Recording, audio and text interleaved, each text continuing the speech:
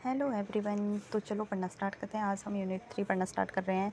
Unit 3 है हमारी काव्य शास्त्र, भारतीय काव्य शास्त्र। तो जो इसके आचार्य हैं उनको पढ़ते हैं। तो पहले आते हैं हमारे भर्तमुनि। भर्तमुनि को संस्कृत काव्य शास्त्र का जो है प्रथम आचार्य माना गया है, ठीक है। और आचार्य बलदेव उपाध्याय ने इनका समय जो है द्वितीय सती माना है। पहला क्या है कि इन्हें जो है प्रथमाचार्य माना गया है काव्य शास्त्र का। और सेकंड पॉइंट है कि बलदेव उपाध्याय ने इनका जो है द्वितीय सती इनका समय बताया है। भरतमुनि की प्रसिद्ध रचना नाट्यशास्त्र है। इसमें नाटक के सभी पक्षों का विस्तृत विवेचन किया गया है। इसके बाद आता है हमारा आचार्य भरत ने नाट्यशास्त्र को ही पंचम वेद भी कहा है। इसको जो है अपने ही रचना को जो है इन्होंने खुद ही नाट्यशास्त्र को जो है दूसरा नाम दिया है, जिसका नाम है पंचम देव। नाट्यशास्त्र में 16 अध्याय और लगभग 5000 श्लोक है। और नाट्यशास्त्र में काव्य की आलोचना वाचिक अभिनय के प्रसंग में की गई है। भरतमुनि ने नाट्यशास्त्र में 10 गुण, 10 दोष और 4 अलंकार बताए हैं। वो 4 अलंकार कौन है? यमक, रूपक, उपमा और दीपक, ठीक है। लास्ट पॉइंट आता है हमारा भरतमुनि में कि नाट्यशास्त्र में षष्ठ और सप्तम अध्याय में रस तथा भाव का वर्णन किया गया है। भरतमुनि ने रसों की संख्या जो है 8 बताई है। तो इसमें जो मेन पॉइंट क्या है कि पहला तो ये कि काव्य शास्त्र का प्रथमाचार्य किसे माना है? भरतमुनि को, ठीक है। बलदेव उपाध्याय ने जो है इन्हें दूसरी शक्ति का माना है। इनकी प्रमुख रचनाएं वो है नाट्यशास्त्र, जिसमें कि 16 अध्याय है और 5000 श्लोक से 5000 से लगभग 5000 इनके श्लोक है। इसके बाद नेक्स्ट पॉइंट आता है कि उसमें जो है कितने 10 गुण, 10 दोष और 4 अलंकार है। अलंकार कौन कौन से? यमक, रूपक, रूपमा और दीपक। फिर जो है इसके छठे और सातवें अध्याय में जो है रस और भाव का वर्णन किया गया है। भरतमुनि ने जो है रसों की संख्या 8 मानी है। तो ये हमारा छोटा सा मतलब आचार्य भरतमुनि के बारे में बताया गया है। नेक्स्ट आचार्य आता है हमारे भामा। तो आपको समझ तो आ रहा है ना वैसे। और आपको ये बता दूँ ये पेज कौन सी बुक का है?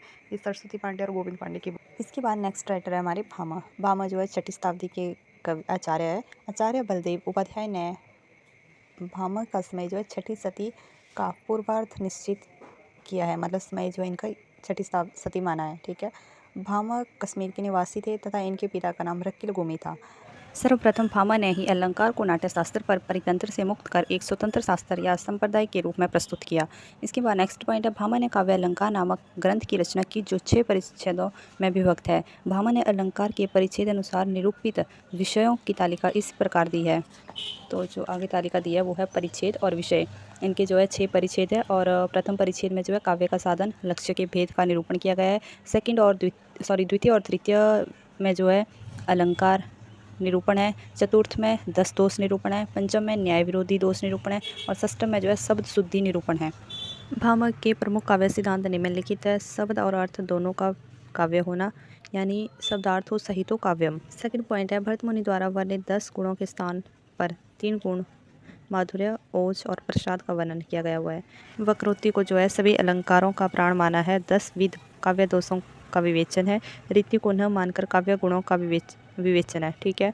तो ये हमारे भामा है। भामा में क्या क्या बताया गया है? पहले तो ये जो है 6ठी सदी के कवि है, कश्मीर के रहने वाले हैं। पिता का नाम जो है रकील गोमी है। और इनका जो ग्रंथ है वो काव्य अलंकार है, जिसमें कि 6 परिच्छेद है। 6 परिच्छेद में ये पढ़ा ऊपर देखो क्या क्या है कि हाँ, प्रथम में काव्य का साधन है, द्वितीय और तृतीय में अलंकार है, चतुर्थ में 10 दोष है, पंचम में न्याय और षष्ठ में शब्द शुद्धि निरूपण है। फिर इसके जो है काव्य सिद्धांत आते हैं। इसके बाद हमारे नेक्स्ट आचार्य आते हैं दंडी। दंडी जो है 7वीं सदी के कवि है। आचार्य दंडी का समय सप्तम सदी स्वीकार किया गया है। ये दक्षिण भारत के निवासी है। दंडी पल्लव नरेश सिंह विष्णु के सभा पंडित थे। दंडी अलंकार संप्रदाय से समृद्ध थे तथा काव्य दर्शन नामक इनका ग्रंथ था, ठीक है। तो ये पूछा जाता है कि दंडी जो है अलंकार संप्रदाय के कवि थे, मतलब उससे संबंध रखते थे। और इनका ग्रंथ जो है वो काव्य दर्शन है। काव्य दर्शन 4 परिच्छेदों में है तथा इसमें जो है लगभग 650 श्लोक है। दंडी प्रथम आचार्य थे जिन्होंने विदर्भी और गौड़ी रीति के पारंपरिक अंतर को स्पष्ट किया तथा इसका संबंध गुण से स्थापित किया। दंडी के काव्य दर्शन के परिच्छेदानुसार निरूपित विषयों की तालिका निम्नलिखित है। एक साइड परिच्छेद दिए गए हैं और दूसरी साइड जो विषय निरूपण दिया गया है। तो प्रथम परिच्छेद में क्या है? काव्य लक्षणा, भेद, रीति और गुण का विवेचन है। द्वितीय परिच्छेद में क्या है? अर्थालंकार निरूपण है। और तृतीय परिच्छेद में क्या है? शब्दालंकार निरूपण, विशेषतः यमक का। इसमें जो है शब्द अलंकार है और इसमें जो है यमक अलंकार पे ज़्यादा महत्व दिया है। चतुर्थी में है दर्शाविद काव्य दोषों का विवेचन। तो आचार्य बलदेव उपाध्याय दंडी को रीति संप्रदाय का मार्गदर्शन मानते हैं। तो दंडी जो है वो रीति संप्रदाय के रीति संप्रदाय को मार्गदर्शन मानते हैं, और जो भामह थे वो थे अलंकार के, है ना, हाँ अलंकार के ही थे वो। इसके बाद हमारे नेक्स्ट आचार्य आते हैं वामन, जो कि 8वीं सदी के विद्वान है आचार्य हैं। ठीक है, वामन रीति संप्रदाय के प्रवर्तक आचार्य है, जिनका समय विद्वानों ने 8वीं सदी की उत्तरार्ध माना है। वामन कश्मीर नरेश जयापीठ के मंत्री थे। आचार्य वामन ने जो है काव्य अलंकार सूत्र नामक ग्रंथ की रचना सूत्रों में की है तथा स्वयं ही इन सूत्रों पर वृत्ति भी लिखी है। काव्य अलंकार सूत्र में सूत्रों की संख्या जो है लगभग 319 है तथा ग्रंथ 5 परिच्छेदों में विभक्त है। वामन के प्रमुख काव्य सिद्धांत निम्नलिखित है। रीति को काव्य की आत्मा माना इन्होंने, और गुण तथा अलंकार का परस्पर विभेद तथा गुण को अलंकार की उपेक्षा अधिक महत्व दिया गया। इसमें जो है गुण को इन्होंने अलंकार की अपेक्षा अधिक महत्व दिया गया है। ठीक है, गुण को इन्होंने महत्व दिया है। और विदर्भी गौड़ी तथा पांचाली इन तीन रीतियों की कल्पना की है। कौन सी है वो 3 रीतियाँ? गौड़ी, विदर्भी और पंचाली। 10 प्रकार के गुण, शब्द तथा अर्थ को उभयगत मानकर 20 प्रकार के गुणों की कल्पना की। वक्रोक्ति को सादृश्य मूलक लक्षणा माना। इसके बाद है समग्र अर्थ अलंकारों को उपमा का पंचम माना। तो ये हमारे वामन आचार्य के बारे में था कि इन्होंने जो है काव्य अलंकार सूत्र ग्रंथ की रचना की, जिसकी संख्या 319 थी और 5 इनके परिच्छेद थे। ठीक है, इसके बाद हमारे नेक्स्ट राइटर आचार्य आते हैं उद्भट, जो कि 8वीं सदी के हैं। वामन और उद्भट दोनों ही 8वीं सदी के हैं। उद्भट अलंकार से संबंधित आचार्य थे। इनका समय 8वीं सदी का उत्तरार्ध माना गया है। आचार्य बलदेव उपाध्याय ने इन्हें कश्मीर का राजा जयपीठ का सभा पंडित माना है। आचार्य उद्भट ने जो है काव्य अलंकार सार संग्रह नामक ग्रंथ में अलंकारों का आलोचनात्मक एवं वैज्ञानिक ढंग से विवेचन किया है। उद्भट के विशिष्ट सिद्धांत निम्नलिखित है। अर्थभेद से शब्दभेद की कल्पना। श्लेष को सभी अलंकारों में श्रेष्ठ मानते हुए श्लेष के 2 प्रकार, शब्द श्लेष तथा अर्थ श्लेष की कल्पना तथा दोनों को अर्थ अलंकारों में ही परिगणित करना। अर्थ के 2 भेदों की कल्पना, विचारित सुस्पष्ट तथा अविचारित रमणीय। काव्य गुणों को संघटना का धर्म मानना। इसके बाद हमारे नेक्स्ट राइटर आते हैं रुद्रट। रुद्रट कश्मीर के निवासी थे तथा इनका समय जो है 9वीं सदी का पूर्वार्ध स्वीकार किया गया है। रुद्रट की रचना का नाम जो है काव्य अलंकार है तथा इस ग्रंथ में 16 अध्याय तथा कुल 734 श्लोक है। संभवत रुद्रट ने ही सर्वप्रथम वैज्ञानिक ढंग से अलंकारों को 4 वर्गों में बांटा है: वास्तव, औपमेय, अतिशय, श्लेष। तो ये इतना सही है इनके बारे में। इनका मेन यही है कि हाँ, इन्होंने काव्य अलंकार की रचना किया, ग्रंथ इनका काव्य अलंकार है, जिसमें कि 16 अध्याय है और 734 जो है श्लोक है। और इन्होंने जो है अलंकारों को 4 वर्गों में बांटा है: वास्तविक, औपमेय, अतिशय और श्लेष। इसके बाद हमारे 7th आचार्य आते हैं आनंदवर्धन, जो कि 9वीं सदी के उत्तरार्ध का कवि आचार्य माना गया इन्हें। आनंदवर्धन कश्मीर के राजा अवंती वर्मा के सभा पंडित थे तथा इनका 9वीं सदी के उत्तरार्ध माना है। इनका समय जो है 9वीं सदी के उत्तरार्ध माना जाता है। आनंदवर्धन के काव्य शास्त्र में ध्वनि संप्रदाय का प्रवर्तक माना है। आनंदवर्धन ने काव्य शास्त्र में ध्वनि संप्रदाय का प्रवर्तक माना है। आनंदवर्धन ने ध्वन्यालोक ग्रंथ की रचना की है। इसके 4 अध्याय है, जो मूलतः कारिकाएँ सूत्र की व्याख्या है। इनका जो ग्रंथ है ध्वन्यालोक, ठीक है, उसको जो है 4 अध्यायों में विभाजित किया गया है। 4 अध्याय हैं उसके, और उनको जो है मूलतः कारिकाएँ हैं, उनमें जो मूलतः कारिकाएँ हैं। इसके बाद हमारे नेक्स्ट आचार्य आते हैं अभिनव गुप्त, जो कि 10वीं सदी के आचार्य माने गए हैं। अभिनव गुप्त कश्मीर के निवासी थे तथा इनका समय जो है 10वीं सदी का उत्तरार्ध स्वीकार किया गया है। अभिनव गुप्त के पिता का नाम नरसिंह गुप्त था तथा वे चुगलक नाम से प्रसिद्ध थे। इनकी माता का नाम विमलका था। अभिनव गुप्त ने व्याकरण शास्त्र, ध्वनि शास्त्र और नाट्य शास्त्र का अध्ययन क्रमशः नरसिंह गुप्त, भट्ट इंदुराज और भट्ट तोत के गुरु मानकर किया है। तो इन्होंने जो है व्याकरण शास्त्र, ध्वनि शास्त्र और नाट्य शास्त्र का अध्ययन किया है, जिसमें कि गुरु किस को माना है? नरसिंह गुप्त को, भट्ट इंदुराज को और भट्ट तोत को। ठीक है, इसके बाद अभिनव गुप्त ने जो है निम्नलिखित ग्रंथों पर टीकाएँ लिखी है। मूल ग्रंथ, लेखक, टीका। तो मूल ग्रंथ कौन कौन से हैं? नाट्य शास्त्र, ध्वन्यालोक और काव्य कौतुम। लेखक नाट्य शास्त्र के भर्तमुनि है, ध्वन्यालोक के आनंदवर्धन है और काव्य कौतुम के भट्टतोत है। और इसकी टीकाएँ भर्तमुनि, नाट्य शास्त्र भर्तमुनि की अभिनव भारती, ध्वन्यालोक आनंदवर्धन की टीका लोचन, काव्य कौतुम भट्टतोत, काव्य कौतुम विवरण। टीकाएँ किसने लिखी है ये सारी? अभिनव गुप्त ने, ठीक है। इसके बाद अभिनव गुप्त ने तंत्रालोक नामक श्रेष्ठ दार्शनिक कृति की रचना की। यह ग्रंथ रतन तंत्रशास्त्र का विश्वकोश माना जाता है। फिर नेक्स्ट आचार्य आते हैं हमारे कुंतक, जो कि 10वीं सदी के ही आचार्य हैं। कुंतक कश्मीर के निवासी थे तथा इन्होंने वक्रोती संप्रदाय का प्रवर्तक माना है। इनको जो है वक्रोती संप्रदाय का प्रवर्तक माना है। कुंतक का समय जो है 10वीं सदी का उत्तरार्ध स्वीकार किया गया है। और नेक्स्ट पेज में हमारे आता है कि कुंतक की प्रसिद्ध कृति जो है वक्रोती जीवित, 4 उन्मेषों में विभक्त, कारिका एवं वृत्ति में संवलित ग्रंथ है। हमारे नेक्स्ट आचार्य है ध्वनज्य, ठीक है।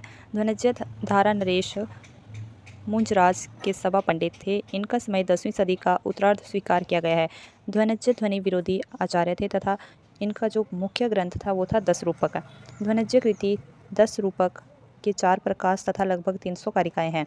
ध्वनज्य के भ्राता धनिक ने 10 रूपक की टीका अवलोक नाम से लिखी। इनका जो ग्रंथ था वो था 10 रूपक और इनका जो समय था वो था 10वीं सदी, ठीक है। इसके बाद नेक्स्ट आचार्य हमारे महिम भट्ट। महिम भट्ट कश्मीर के निवासी थे। इनके पिता का नाम श्रीधैर्य तथा गुरु का नाम श्यामल था।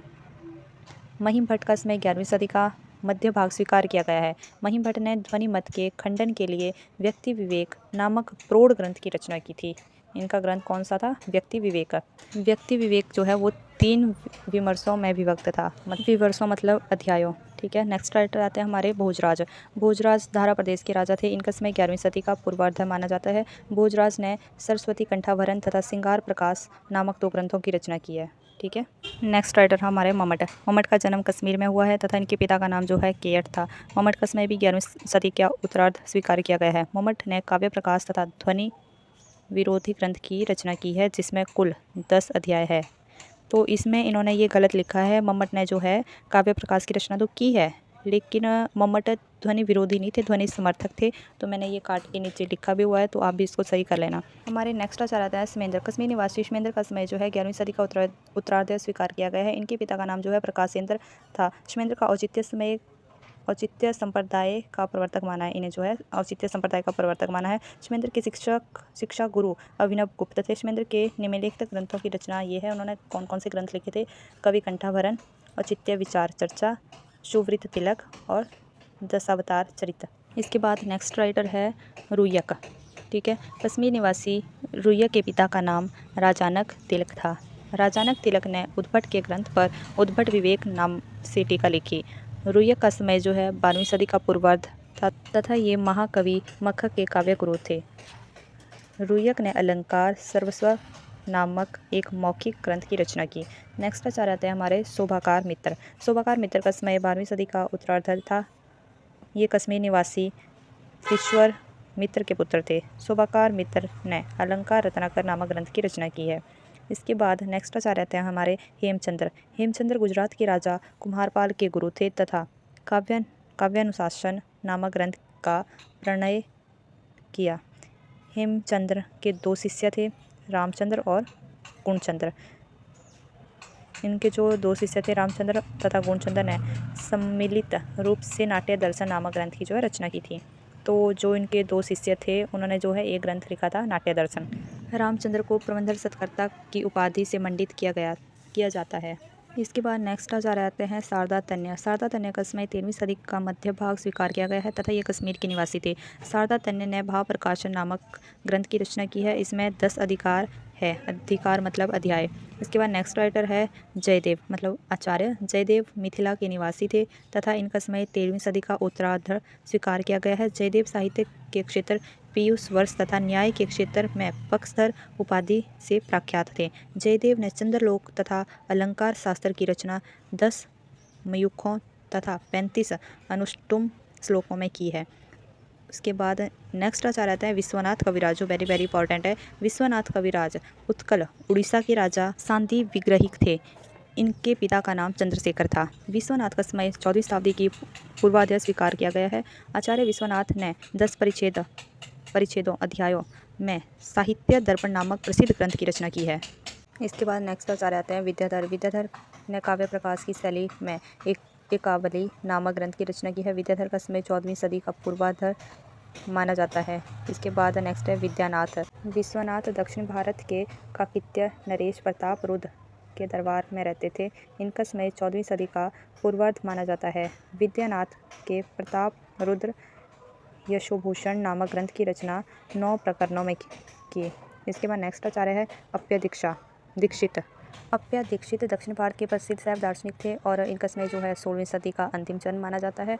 अप्य दीक्षित ने वृत्तिवर्तिक, चित्रमीमांसा तथा कुल्यानंदन नामक ग्रंथ की रचना की है। इसके बाद हमारे लास्ट आचार्य आते हैं पंडित राजा जगन्नाथ। पंडित राजा जगन्नाथ जात्या आंध्र ब्राह्मण थे तथा पैद्य भट्ट के पुत्र थे। इनका समय जो है 17वीं सदी का प्रथम चरण माना गया है। पंडित राजा जगन्नाथ ने रस गंगाधर नामक प्रौढ़ ग्रंथ की रचना की है।